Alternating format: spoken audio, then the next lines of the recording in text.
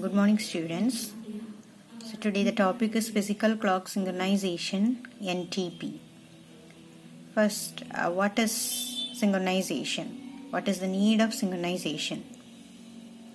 So normally in a centralized system, we have only one clock.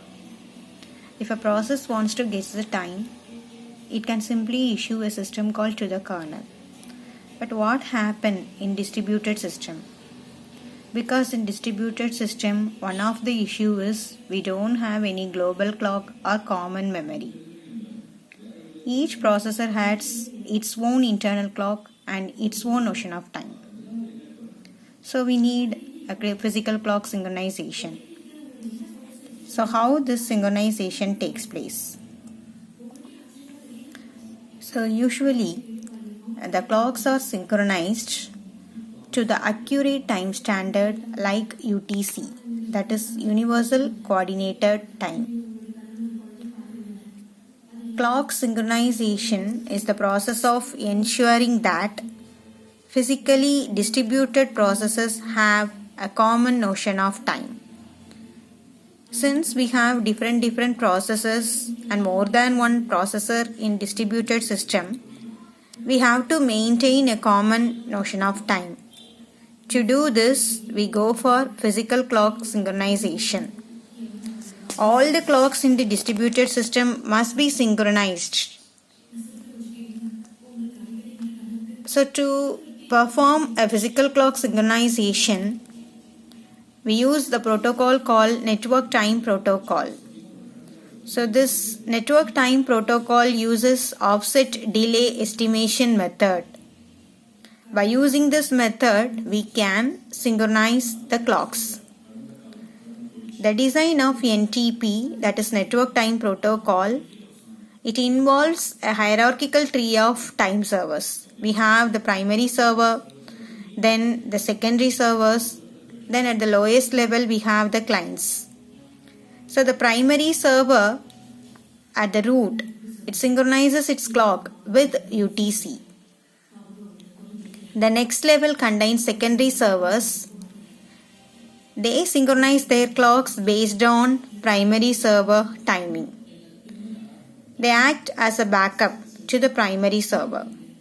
At the lowest level, we have the synchronization subnet, which has the clients.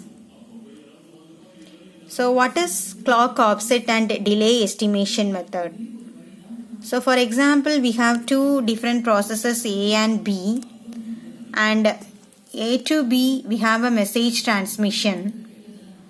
T1, T2, T3, T4 are the NTP timestamps. So how the offset and delays are calculated?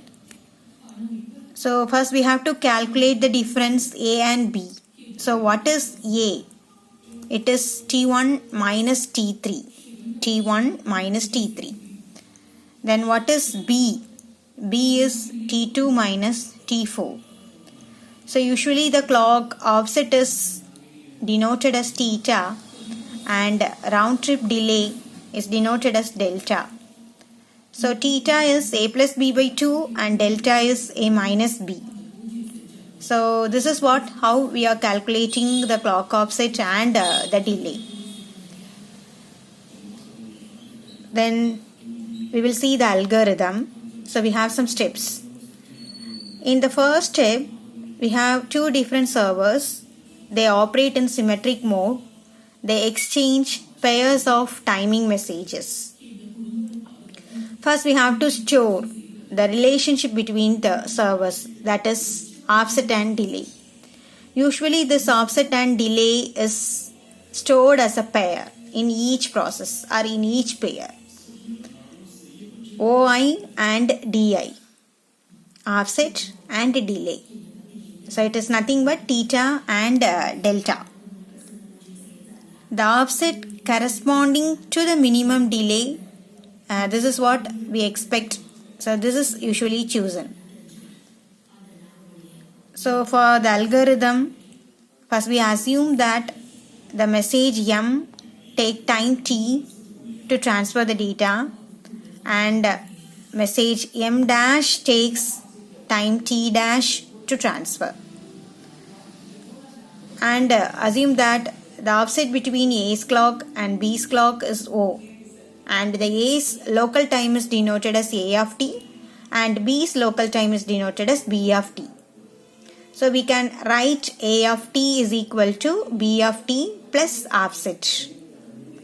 So then how the timestamps are calculated in NTP?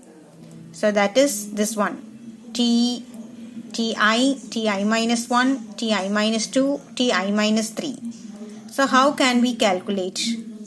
Ti minus 2 is equal to Ti minus 3 plus the time t plus offset. Ti is equal to Ti minus 1 minus offset plus t dash. And you can assume the time t is equal to t dash. Then you can calculate OI based on the formula. OI is equal to Ti minus 2 minus Ti minus 3 plus Ti minus 1 minus Ti by 2. The round trip delay is estimated as Di is equal to Ti minus Ti minus 3.